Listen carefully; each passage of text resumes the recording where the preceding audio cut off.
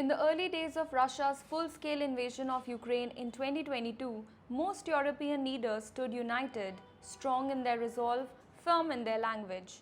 Flags were raised, sanctions were imposed, and billions in aid flowed eastward.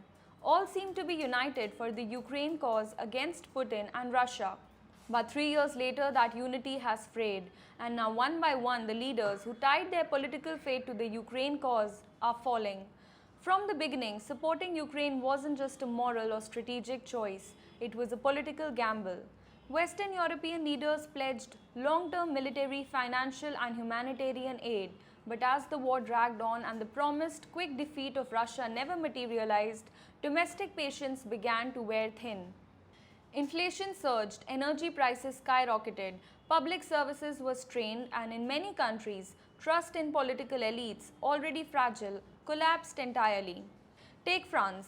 President Emmanuel Macron positioned himself as Europe's diplomatic bridge, engaging both Kyiv and Moscow while backing Ukraine militarily.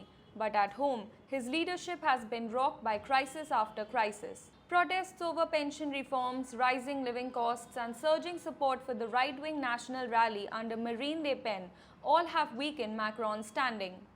His decision to call snap parliamentary elections in 2024 in a desperate move to contain the right only backfired.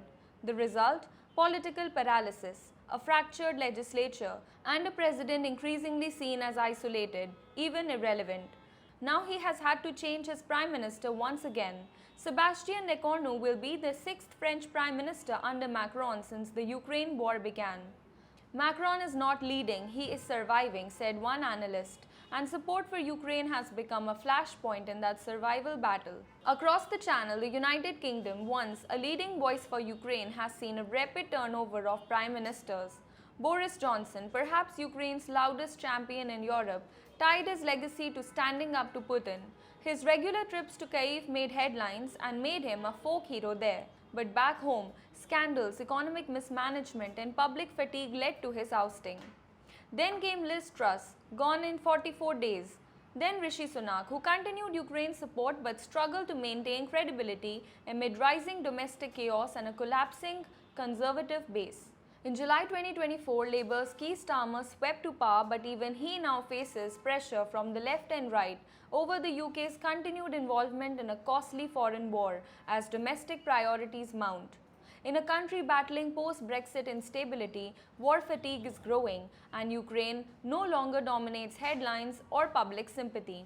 In Germany, former Chancellor Olaf Scholz has been one of the most cautious leaders in Europe, and yet still, for him, the political cost has been steep. His initial hesitance to send weapons to Ukraine drew criticism abroad, while his eventual military support drew backlash at home. His successor, Friedrich Merz, is suffering through a similar conundrum, struggling to manage his politics, especially the AfD party. Germany's economy, once Europe's engine, is now teetering. High energy costs from cutting Russian gas, industrial stagnation, and migration debates have weakened the ruling coalition.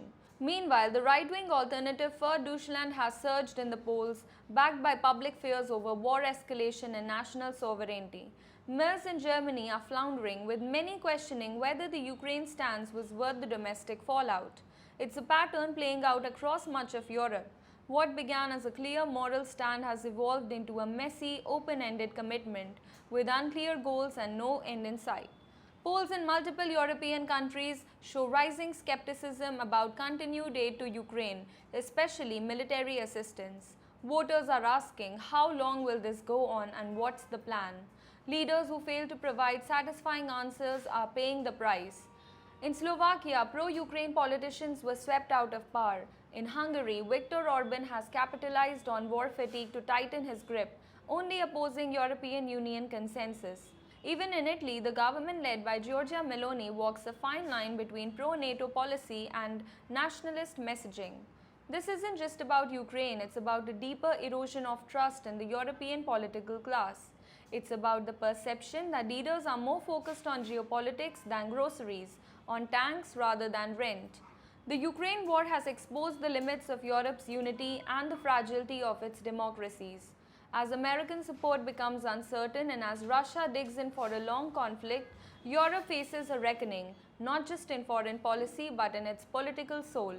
Europe's leaders believed that standing with Ukraine would define their legacies. It has, but not just the way they had imagined. For some, it brought brief credibility. For many, it has meant the end of their careers. The war in Ukraine continues, brutal, continuous, unresolved. But in the capitals of Western Europe, the political casualties are mounting. Not from bullets, but from broken promises, public disillusionment, and the political weight of a war that feels increasing without an end. This is the Ukraine effect.